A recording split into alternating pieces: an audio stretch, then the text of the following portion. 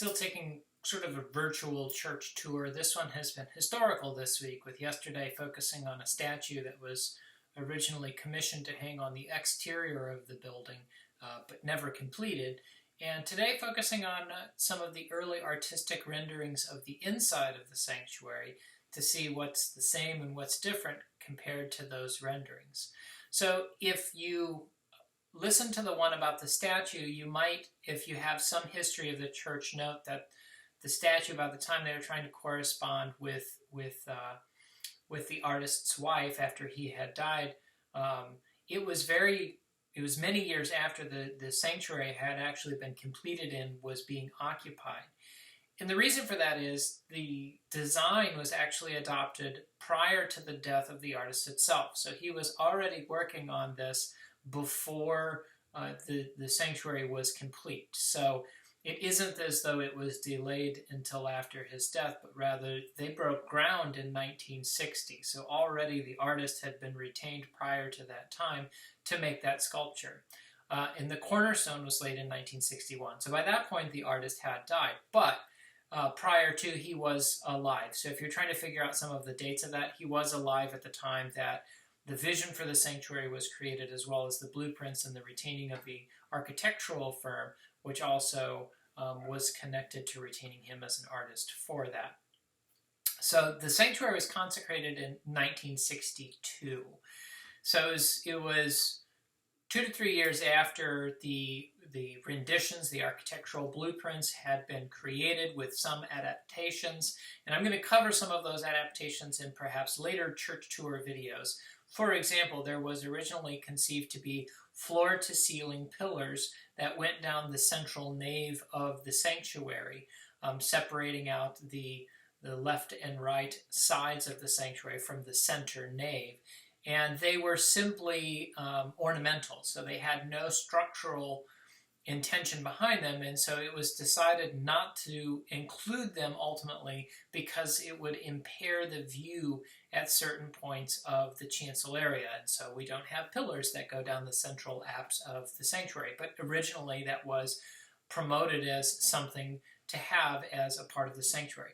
So I'm gonna hold up to you a picture, and this is the artist's rendition, architectural rendition from the very beginning of 1960. And I'm going to leave it in front of the camera for a little bit because I'm going to encourage you to reflect on what's the same and what's different in that picture. And I'm going to note to you some of the differences that I have seen in this picture, and I'm hopeful to dig through the archives and find some more of the renditions in order to see how things changed as the project evolved. But this is a rendition.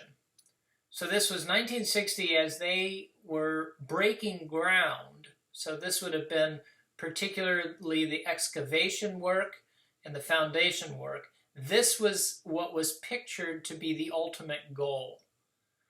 Again, I'm going to give you just a little bit to look in that. I know it's not the clearest thing, but to see how it is similar and how it is different. And I've taken some time to look at this drawing, so for me, I've had a lot more time with it.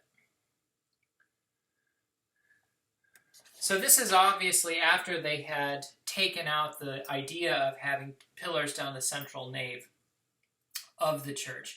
But there are some things that are in this that don't end up in the final reality of the sanctuary. One of those is this rendering does seem to have the glass represented as being stained glass, and from a former video you might note that that was something that became cost prohibitive, and so plain glass was put in place of the original idea or concept of having stained glass down the entire sanctuary through the nave of the sanctuary. So the other things that I've noted in this is some differences in where paneling ended up being. So in this architectural rendering, there was paneling that was conceived of in the chancel area, so on the back wall of the chancel. Now that ended up being where they retained some of the heating for the sanctuary. So I think things just became structurally different than the architectural rendering. The other thing that I noted there is, I don't know if it was intended to be stained glass or simply a different area, but in the chancel area behind the cross, at least by this rendering, there was something that was supposed to be on that back wall, which never came to be. That back wall ended up just being plain brick. The cross and many of the features essentially are as they were rendered in this drawing. The cross hangs from the center of the chancel above the table. Some of the small things that I've noted is there's 4 candlesticks on the table. I mean, it's of little consequence, but in this rendering, there are 4 candlesticks on the table. The paneling, as I've already noted. The font as it appears here is not the font that we have. Now, it could be that this, again, was something that wasn't seen as, it was maybe prohibitive in price or just not that important. But the font in the picture appears to be what traditionally you would find within a Christian church, and that's a font that is 8-sided, which represents the 7 days of creation plus the day of new creation, or the day of resurrection.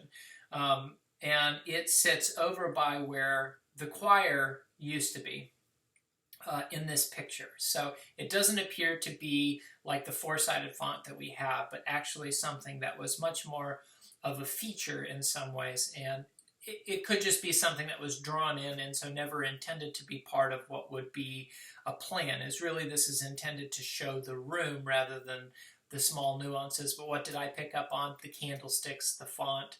The other thing that I noted that are sort of central features are the placement of the doors on either side of the chancel, as well as the size of the pipe closets. So in the renderings, the pipe closets really appear to be something from waist up, all the way up, and all the way to the sides.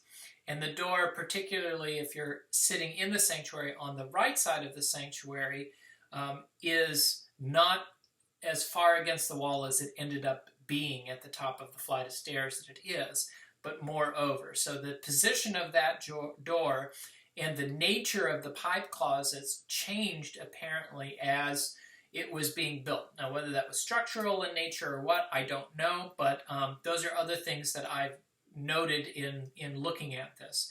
So I encourage you to take some time with it. You maybe want to go back a little bit and pause and just spend time looking at that picture and see what for you is the same and what is different as things actually took on construction.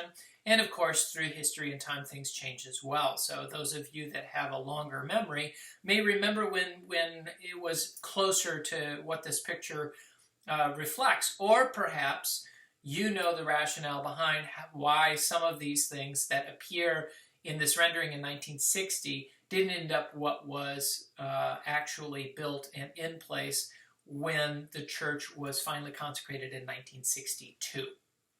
So a little tour, if you will, through an architectural rendering.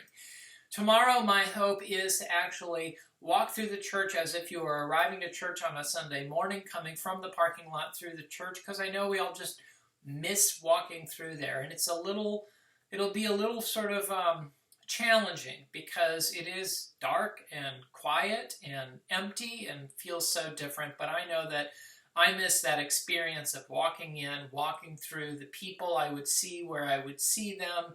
And I think that all of us could just use that experience of feeling like we're walking into church again. So I hope it's been interesting to learn a little more about the history. I plan to give you some more from our archives, as well as how that compares to what is there now. So now you know a little more and can see some of the little tweaks and changes that happened as a result of construction, of need, of structure, not sure, and some of the things that were originally thought of or planned. Until next time.